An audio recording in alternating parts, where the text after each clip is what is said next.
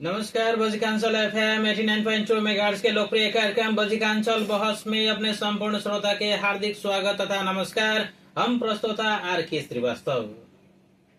श्रोता, हरेक दिन सवेरे 7:30 बजे से लेकर 8 बजे तक प्रसारण होने वाला एक कार्यक्रम में हमने सब समाज विकास, राजनीतिक, शिक्षा, स्वास्थ्य, कृषि, रोजगारी, सुशासन, महिला सशक्तिकरण, युवा सहभागिता, व्यवसाय, वातावरण तथा जनजीवन से प्रत्यक्ष सरोकार रखे वाला विषय में खुला और रचनात्मक बहस करे। यही कार्यक्रम में हम सब विभिन्न क्षेत्र के राजनीतिक दल के प्रतिनिधि, जनप्रतिनिधि, सरकारी कर्मचारी, स्वास्थ्य कर्मी, व्यवसायी, शिक्षक, किसान, युवा, महिला तथा सामाजिक अभियंता के आमंत्रण करके हमने जनता के जिज्ञासा, समस्या, सुझाव, समाधान के विषय में हमने छलफल और बहस करे।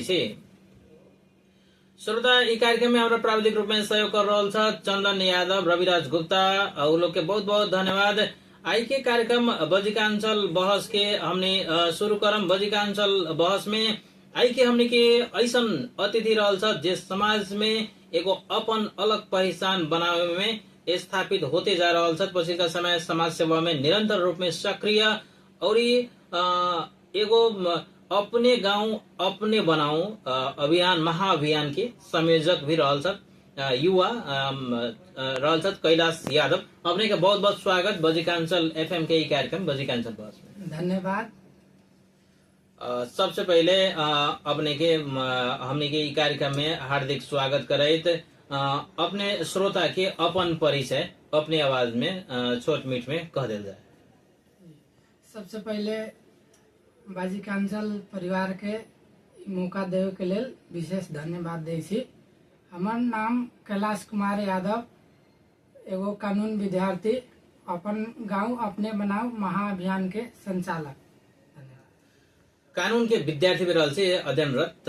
हमने आगामी एपिसोड में एक कार्यक्रम में अपने से बातचीत करम। अपन गांव अपने बनाओ महाअभियान के संयोजक रूप में अपने अभियान शुरू करे के मुख्य उद्देश्य कथे? जी, हमनी के उद्देश्य यह है कि हमनी के समाज बहुत पिछड़ल जा रहा है, पहले से भी दयनीय अवस्था है। वे समाज में शिक्षा, सीख, ज्ञान, सीख, विशेषता, हमनी के ये 3 गो अभियान के मुख्य विशेषता उद्देश्य भी रहा है। अपने खास करके ई अपने का अभियान के कार्य क्षेत्र अपने को वार्ड रहल फतुहा बीजापुर वार्ड नंबर 1 के टोल सब में अपने पहला शुरुआत वहाँ से करे छी। ठीक है, ये कथी बा कि हमनी के अभियान के नाम है अपन गांव अपने बनाओ महाअभियान। तो ये देश व्यापी रूप में संचालन कैले छी, जहाँ शुरुआती चरण में हमनी अपन गाँव से एकरा के संचालन कैली। अभी तक गमरिया में हमनी के काम करवाई हो रहा है। श्रोता, अभी अपने कार्यक्रम बजिकांचल बहस सुन रहा छी। बजिकांचल बहस में हमने के आई के अतिथि रहल साथ कानून के विद्यार्थी एवं अपने गांव अपने बनाओ महाअभियान के संयोजक कैलाश यादव जी, उनका से हमने बातचीत कर रहा छी। अपने के भी कोनो सलाह सुझाव प्रतिक्रिया है तो हमने के स्टूडियो का नंबर 9826 44406 NTC श्रोता 97621 79446 ये नंबर पर कॉल करके हमने के अतिथि के साथ में अपने भी अपन शब्द अपने सवाल रख सके छी। हमने के अतिथि के साथ में हमने बातचीत कर रहा छी अभियान के संबंध में। ये अभियान के अवधारणा अपने के मन में कैसे आयल और कैसे यात्रा शुरू रहल? जी, ये अवधारणा हमने के समाज में हो रहल गतिविधि के कारण से उत्पन्न भेल। हमार बाल्यकाल के शिक्षा काठमांडू से हासिल कैले छी, जौन की यहाँ के अवस्था देख के हमार मन में जागल कि जौन चीज वहाँ है वो हमनी के समाज में काहे न हो रहा है। तो यहाँ उत्पन्न काहे भेल कि हमनी के रौतहट में खास करके लोग कहले कि यहाँ बहुत सड़क के विषय में बहुत विकास भेल है। तो हमनी एगो किसान के बाल बच्चा छी, अगर हमनी के गोड़ में कादवे लाग जाए, हमनी के बाल बच्चा गाँव में पढ़ लिख लेवे तो उ सड़क ढलान से भी बेटर भेल ना कि हमनी अपने समाज में रह के शिक्षित बन गेली।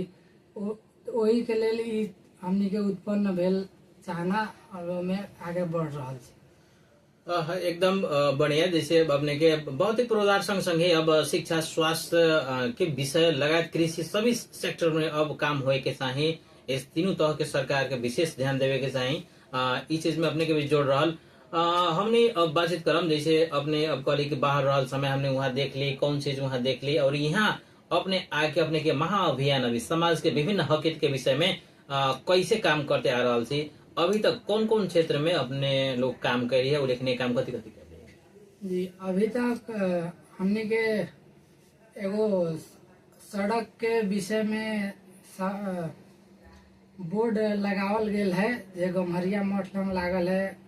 दुर्घटनाग्रस्त क्षेत्र है तो दुर्घटना न्यूनीकरण के लेल काम कैले छी। शुरुआती काम हमने के हुए है। ओकरा बाद दोसरका रूप में खेलकूद के विकास के लेल हमने खेलकूद सामग्री युवा सब में वितरण कैले छी।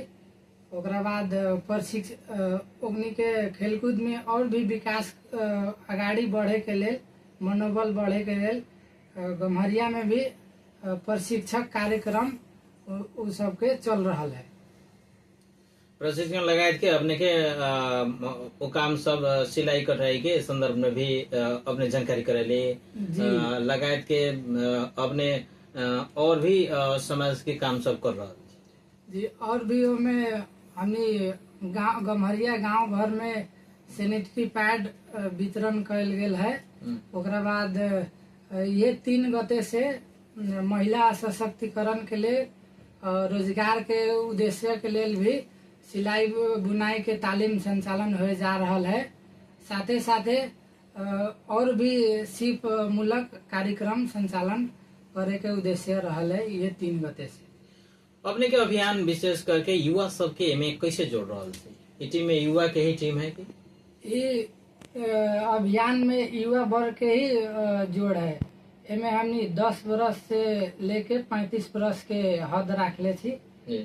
एमे इतने हद में आके व्यक्ति सब रह सके है, काहे कि मेन हमनी के जड़ युवा है। युवा के अगर खास करके बाल बालिका ओकनी के कहल जाले कि खाली स्लेट है बाल बालिका के दिमाग। हमनी जे भी ओमे लिखैले उहे दिशा निर्धारण करले। तो जब हमनी युवा बाल बालिका पर शुरू में से काम करे लागम तो वही हमनी के समाज परिवर्तन हो सकल। अपने ई अभियान में लागल से युवा सबके जोड़ रहल जानकारी देली कि युवा सब 10 से 35 वर्ष क्राइटेरिया भी अपने रखले छी। युवा लोग के अपने ई अभियान में चल रहल अवस्था में युवा लोग के साथ सहयोग कैसन है? युवा सबके साथ सहयोग बहुत व्यापक रूप से मिल रहा है। अभी तक गम्हरिया से हमनी में 100 गो युवा सब जुड़ चुकल है, जिसमें महिला के सहभागिता भी बहुत उच्च रहल है, जिसमें बहुत खुशी भी लागल। हमनी के समाज में भी महिला इतना उत्साहित है समाज बढ़ावे ला काम करे लागी, जैसे बहुत हमनियों के प्रेरणा मिलल है। अपने के एक काम में लागल समय, इस समाज सेवा में लागल समय अपने के भोगे के पड़ल चुनौती सब, मुख्य रूप में चुनौती सब कहल जाए तो कथी कथी? सबसे पहले चुनौती भेल कि हमनी के समाज में जब ई धारणा रखली तो युवा सबके कुछ साथ आयल।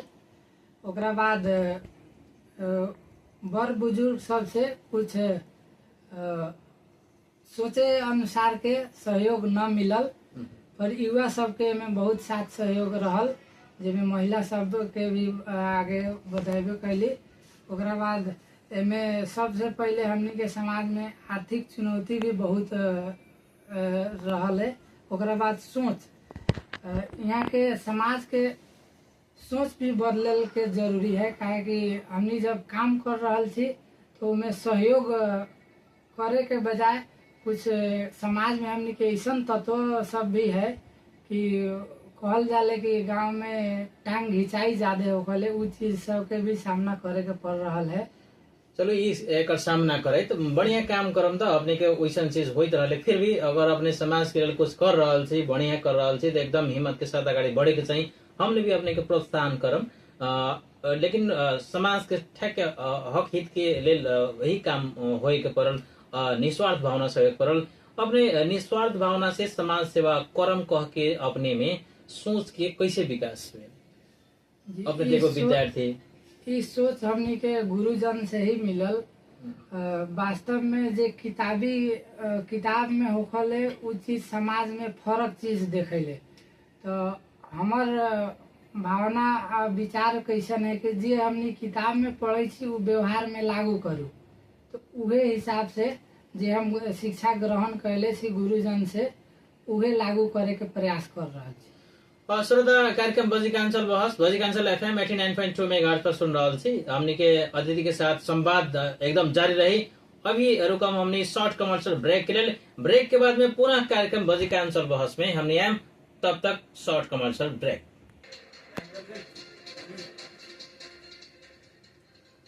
शॉर्ट कमर्शियल ब्रेक के बाद पुनः स्वागत कार्यक्रम बजीकांचल बहस में। आई के हमने के अतिथि रहल साथ अपने गांव अपन बनाओ अभियान के महासंयोजक एवं कानून के विद्यार्थी कैलाश यादव जी, पुनः स्वागत अपने के ही कार्यक्रम में। फिर से धन्यवाद अपना के। हमने बातचीत कर रहा थी। आई के समय में सामाजिक संजाल में लोकप्रियता आ समाज सेवा बीच के बड़ा संबंध देखल जाइए। अपने समाज सेवा के प्रचार से भी सेवा के रूप में देखे के चाहिए कि के लेखा देखे के चाहिए? जी, वास्तव में लोकप्रिय होके लागी सामाजिक संजाल में ई काम सब हमनी न कर रहल छी। एकर हमनी के उदाहरण जाके गम्हरिया में युवा सब से देख सकै छी कि वहाँ वास्तव में काम हो रहल है, ना कि प्रचार हो रहा है। कानून के विद्यार्थी के रूप में भी अपने रहल छी। अभी मधेश विश्वविद्यालय में BA LLB अध्ययनरत भी छी। कानून के अध्ययन और समाज सेवा बीच के कैसन संबंध देख रहल छी? हमनी के कानून विद्यार्थी सब के कहल जाले कि सोशल इंजीनियर होकले। हमनी समाज के लेल ही बनल छी। यही के लेल कानून के अध्ययन के साथ साथ हमनी समाज सेवा के भी उच्च प्राथमिकता में रख के उसमें काम कर रहा छी। कानून के विद्यार्थी के रूप में समाज में कौन कौन वर्ग आ समुदाय के अधिकार के लिए विशेष अपने चिंतित रहल छी? हमनी के समाज में खास करके पिछड़ा वर्ग, दलित समुदाय सब बा, उस सब के दयनीय अवस्था है। खास करके हमनी के अभियान के मुख्य उद्देश्य उहे वर्ग सब के लेल है। समाज में अपन अधिकार के बारे में जानकारी न भेल बहुत एक आदमी सब मिले। वो लोग के कानूनी या सामाजिक अधिकार के बारे में सचेत बनावे के लिए कथी करे के चाहिए? जी, एमे खुद हम लागे वाला छी। अभी हम अध्ययन कार्यक्रम सफल न है। जब हमनी के अध्ययन होने से शुरू जाई तो हम अपन सेवा में लागे वाला छी कि गांव के हरेक वर्ग के कानूनी अधिकार के बारे में जानकारी करावे के लेल एगो प्रौढ़ शिक्षा के जैसन शिक्षा तालीम देवे वाला छी। स्थानीय तह राजनीतिक दल, सामाजिक संस्था, युवा सब के बीच के सहकार्य कैसन होता समाज में अब परिवर्तन लियावल जा सके? अभी समाज में परिवर्तन ले आवे के लिए इस सब के सहकार्य बहुत जरूरी देखल है। जेमे हमनी के समाज में कुछ स्थानीय तह भी ऐसन हो गया है कि खास करके नातावाद कृपावाद वाला सिस्टम है। हमनी के मध्य प्रदेश में ही करार में खास करके स्थानीय पालिका सब में जागीर देल जाले जे उ सब कदर न बुझले। जे दुख कर के गे रहले जागीर लेले रहले ओकनी के मालूम रहले।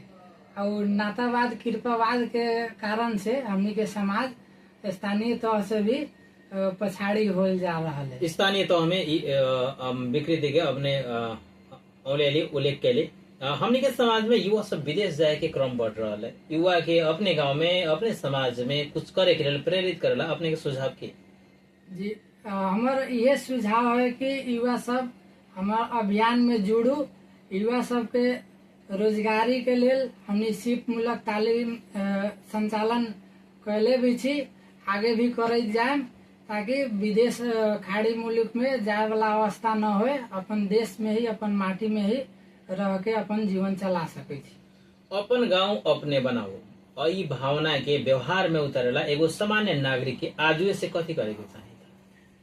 एमे सबसे पहले ई हमनी के समाज में एगो भाषा कथी है कि लागल है कि अभियान एगो गम्हरिया के लेल है, वो गम्हरिया के लेल न है, हर एक देश व्यापी रूप में खुलल है। अगर चाहे छी कि ऐसा काम अपनो सबके गांव में भी होए तो हम इतने कहला चाहम कि जुड़ू।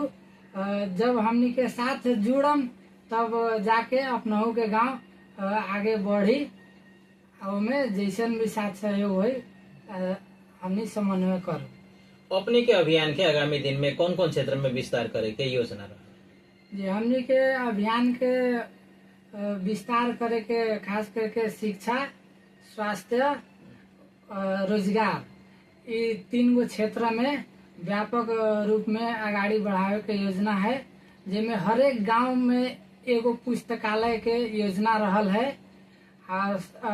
पिछड़ा वर्ग के लेल क्लोथ बैंक के, कपड़ा बैंक के हमनी के योजना सबले मुख्य रूप में ये 2 क्षेत्र में काम करे के योजना है।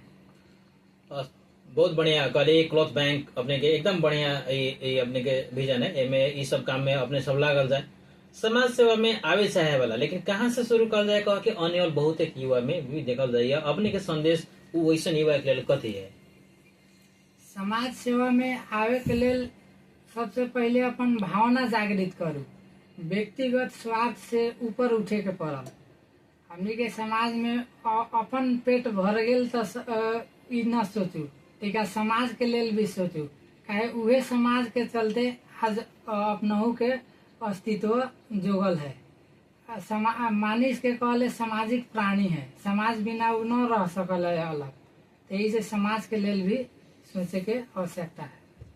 5 वर्ष के बाद में अपन गांव अपने बनाऊ महाअभियान के अपने कहाँ ले जाए के चाह रहल छी, एकरा कैसन देख रहल छी? ये अभियान के 5 वर्ष में हमनी के लक्ष्य है कि कमती में देश भर में ज्यादा जगह न जाए भी सकम तो कमती में फतुआ विजयपुर नगर पालिका के 11 वार्ड के क्षेत्र में कुछ न कुछ काम क के हमनी के दिखावे के।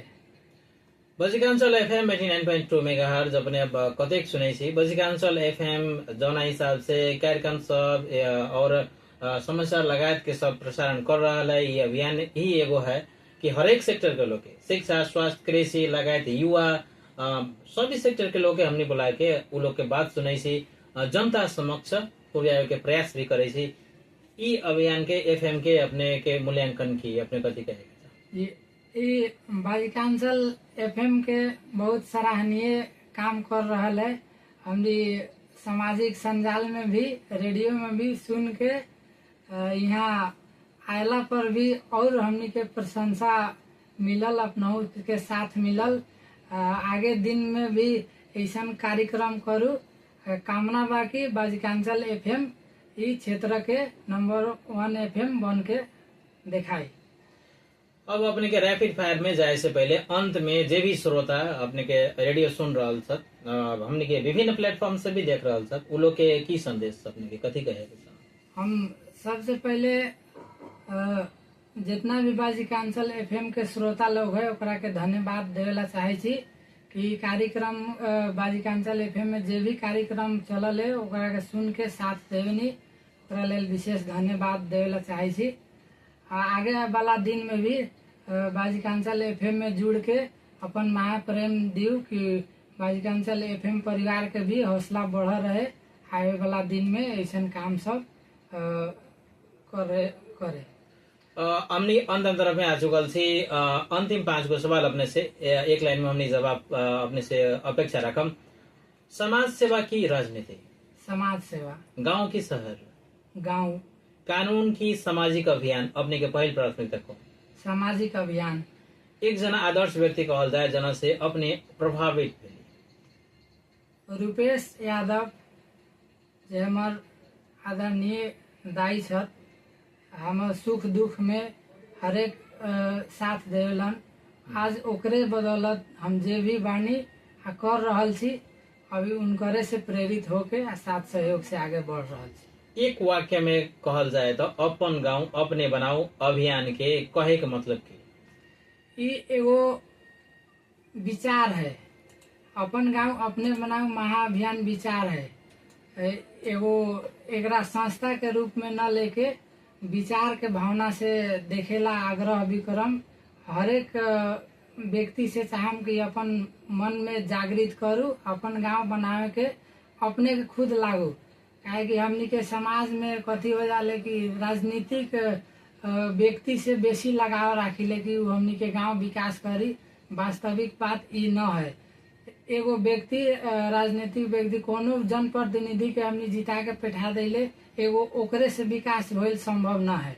एमे हमनी के गांव समाज के भी अहम भूमिका खेले के बहुत जरूरी देखे छै। बहुत बहुत धन्यवाद अपने के हमने के कार्यक्रम बजिकांचल बहस में आधा घंटा अपने समय देली, अमूल्य समय देली। धन्यवाद अपने के कार्यक्रम में सहभागिता के लिए। अपनाऊ के धन्यवाद। साथे साथे बाजिकांचल एफएम संपूर्ण परिवार के भी विशेष धन्यवाद देला। श्रोता हमने के सम्मानित अतिथि बहुमूल्य समय देके कार्यक्रम में सहभागी भेलन, हार्दिक धन्यवाद। श्रोता महानुभाव अपने लोग के भी कार्यक्रम सुन के साथ दिली, कार्यक्रम से विभिन्न माध्यम से सुन के साथ दिली। बहुत बहुत धन्यवाद। फिर से बिहान सवेरे 7:30 बजे नया विषय, नया अतिथि या नया बहस के साथ हमने उपस्थित हुए। तब तक के लिए हम प्रस्तोता आर.के. श्रीवास्तव, प्राविधिक रूप में सहयोग करे वाला रविराज गुप्ता, चंदन यादव लोग के बहुत बहुत धन्यवाद। नमस्कार। स्वस्थ रहल जाए, सुरक्षित रहल जाए और सत्य के पक्ष में सब दिन खड़ा रहल जाए।